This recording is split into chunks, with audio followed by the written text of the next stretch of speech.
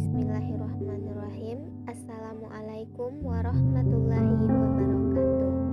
Video ini merupakan UTS IPA terpadu dengan dosen pengampu Ibu Dr. Hajah Prima Aswirna SSI MSc. Kami dari kelas Tadris IPA Fisika B UIN Imam Bonjol Padang yang disusun oleh kelompok 3 Feni Anggraini NIM 033 dan Nofriza Yulia NIM 043 tentang pembelajaran terpadu menggunakan model pembelajaran nested pada materi gaya. Yang pertama yaitu model pembelajaran terpadu. Model pembelajaran terpadu adalah konsep yang merujuk pada pendekatan pembelajaran yang melibatkan beberapa mata pelajaran untuk memberikan pengalaman yang bermakna kepada siswa, sehingga siswa akan memahami konsep-konsep yang mereka pelajari melalui pengalaman secara langsung dan dapat menggabungkan dengan konsep lain yang sudah mereka pahami. Yang kedua yaitu model nested adalah salah satu tipe pembelajaran terpadu yang memadukan 3 keterampilan, yaitu keterampilan berpikir, keterampilan sosial, dan keterampilan mengorganisir. Artinya memadukan aspek kognitif, afektif, dan psikomotorik, serta memadukan keterampilan proses, sikap, dan komunikasi.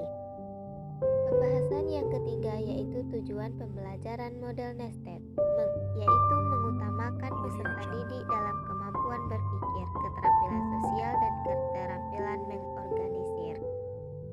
Selanjutnya yaitu karakteristik pembelajaran model nested. Yang pertama, holistik, yaitu memungkinkan peserta didik memahami suatu fenomena dari segala sisi.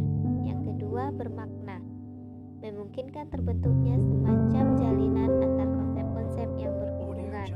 Yang ketiga, autentik, memungkinkan siswa memahami secara langsung prinsip dan konsep yang ingin dipelajari. Yang keempat, aktif, menekankan keaktifan siswa dalam pembelajaran baik fisik, mental, intelektual maupun emosional. Selanjutnya akan dijelaskan oleh teman saya. Prosedur pembelajaran model nested. Di sini saya akan membacakan prosedur atau tahap-tahap pembelajaran model nested. Yang pertama, tahap perencanaan, yaitu keberhasilan pelaksanaan pembelajaran terpadu tergantung pada kesesuaian rencana yang dibuat dengan kondisi dan potensi peserta didik, misalnya minat, bakat, dan kemampuan.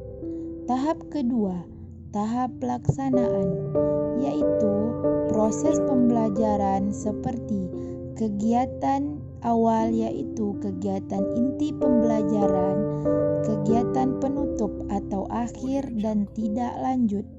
Yang ketiga, tahap evaluasi, yaitu dapat berupa evaluasi proses pembelajaran terpadu dan evaluasi hasil pembelajaran.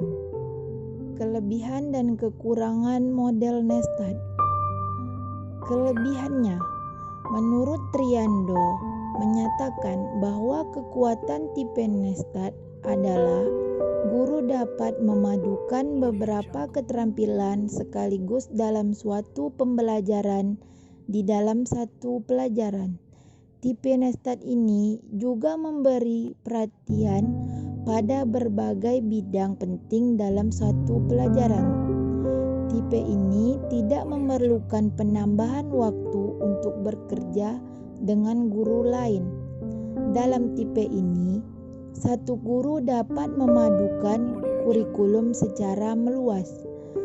Kelemahannya yaitu, menurut Trianto, menyatakan bahwa kekurangan tipe nested terletak pada guru ketika tanpa perencanaan yang matang memadukan beberapa keterampilan yang menjadikan target dalam suatu pembelajaran. Hal ini berdampak pada siswa, di mana prioritas pembelajaran akan menjadi kabur karena siswa karena siswa melakukan beberapa tugas belajar sekaligus. Penerapan model Nestat pada materi gaya. Gaya adalah suatu tarikan atau dorongan yang diarahkan suatu benda terhadap benda lain.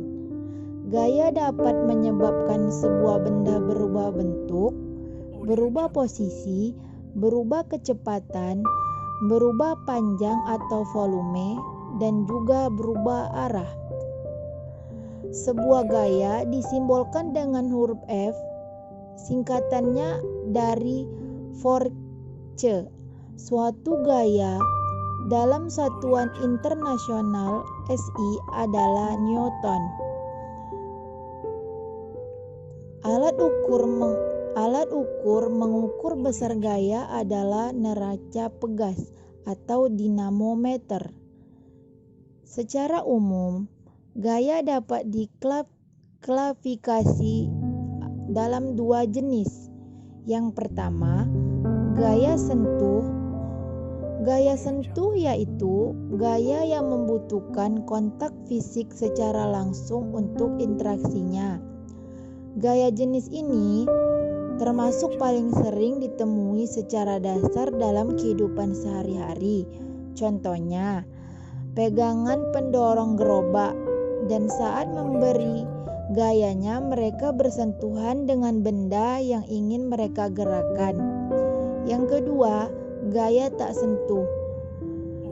Gaya tak sentuh adalah gaya yang tidak membutuhkan kontak fisik secara langsung untuk interaksinya. Untuk jenis gaya ini, seringkali kita tanpa sadari senantiasa melihat efek ini dalam kehidupan sehari-hari.